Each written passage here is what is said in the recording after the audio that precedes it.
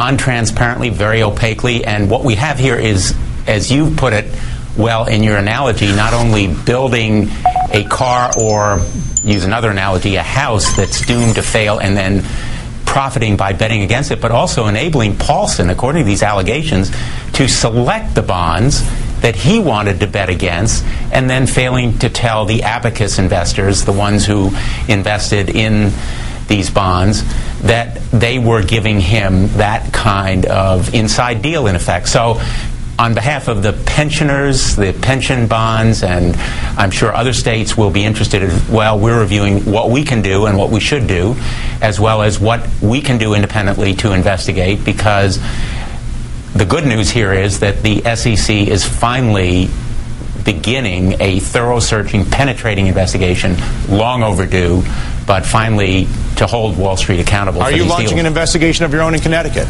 We are reviewing what we can do and considering an investigation. We're not about to announce it at this point, but certainly if our pension funds have been harmed, we will take appropriate action, and there may be other bases to investigate as well. Nomi, you were a managing director at Goldman Sachs. Did you ever, for a client, manufacture a deliberately exploding bond the way that Goldman Sachs is accused of manufacturing one for John Paulson, where basically John Paulson, the hedge fund manager, got to design which pieces of the car he would remove?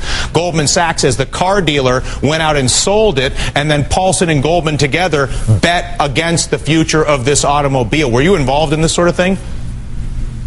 I did do research on the initial sites of CDOs. I am guilty on that. I think the level of deception and alleged fraud in this case has gotten so far beyond even the initial CDOs that were created out of junk bonds to begin with, out of high-yield securities that were already determined to be high-yield, sort of like subprime loans, but already known to be so much worse. And bringing Paulson into the selection process and not only not disclosing that in the marketing materials, disclosing everybody else. It wasn't like the management selection process wasn't part of the deal. It was all there in the marketing documentation. He just wasn't in the marketing documentation. And that was a huge, huge omission. And it's not just in that deal. I am sure, as you mentioned before, there is an investigation which has taken 3 years, but there's further investigation into the largest CDOs with the largest equity participants and the largest hedge fund buyers and the largest pension buyers and everything else, that we're going to see a whole slew of all the frauds that come into play, because deception is what makes these things work. The whole idea of selling a bunch of junk that is comprised out of a bunch of junk by its very nature is deceptive. And Goldman, or any company, whether it's JP Morgan, who was involved in CDOs, or Merrill Lynch before it became part of Bank of America, all of those companies who were involved in the creation of these CDOs play all sides, as former Governor Spitzer mentioned in the comment that you ran.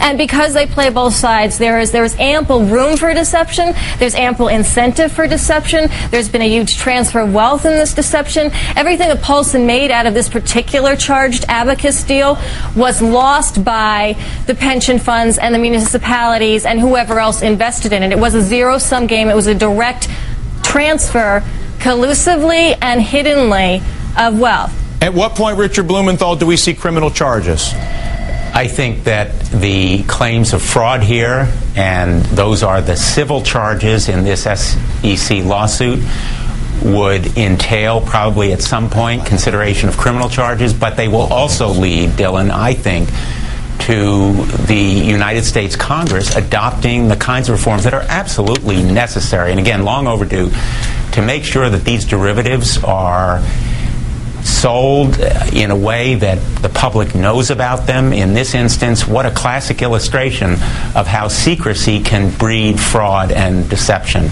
And so I think forward-looking. But it's worse than that. And I'm sorry to interrupt you, but if you look at what they were doing, or what they stand accused of, manufacturing a deliberately exploding bond or car on purpose, John Paulson in the room saying, hey guys, let's design a really fancy red Ferrari, a really high-yield AAA bond, and let's sell it to the teachers' pension fund because they're underwater in their state, so they'll buy anything with a yield. Making that choice and then screwing up the car where John Paulson gets to pick which pieces of garbage to stick inside of it so that it explodes, and then going to AIG in your state and betting that this thing's going to blow up.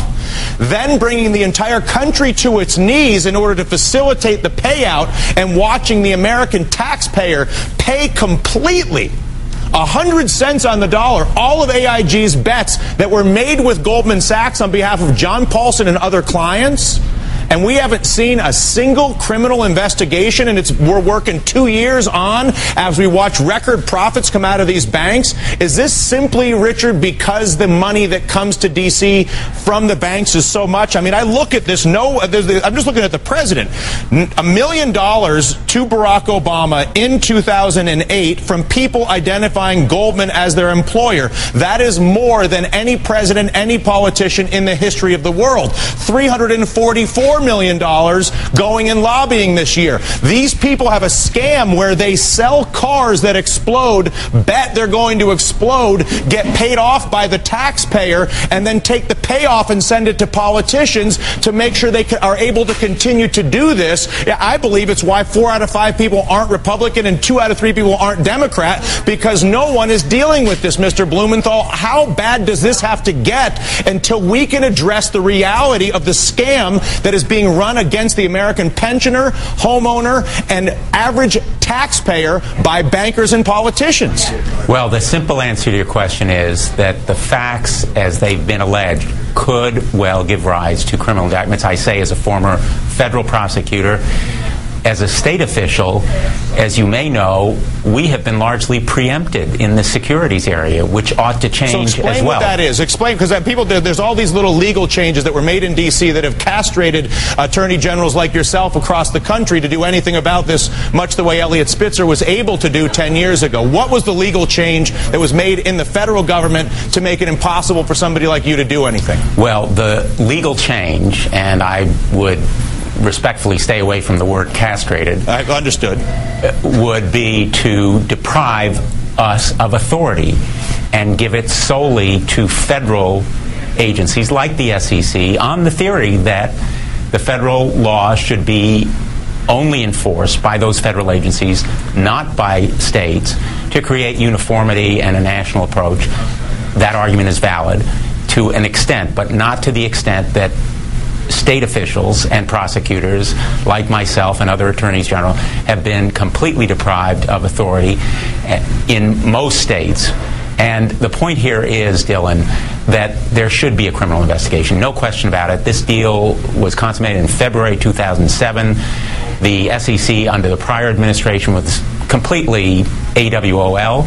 And now, hopefully, we will see a reinvigorated and re-energized securities prosecuting agency at the federal level and more authority to the states as a result of the reforms now going through Congress. I'm going to wrap this up. Nomi, thank you for the time. Mr. Blumenthal, thank you. Thank you for the time. I do want to offer the Goldman comment here, which I failed to do earlier, and I apologize for that. Goldman saying, we're disappointed that the SEC would bring this action related to a single transaction in the face of an extensive record which establishes that the accusations are unfounded in law and fact.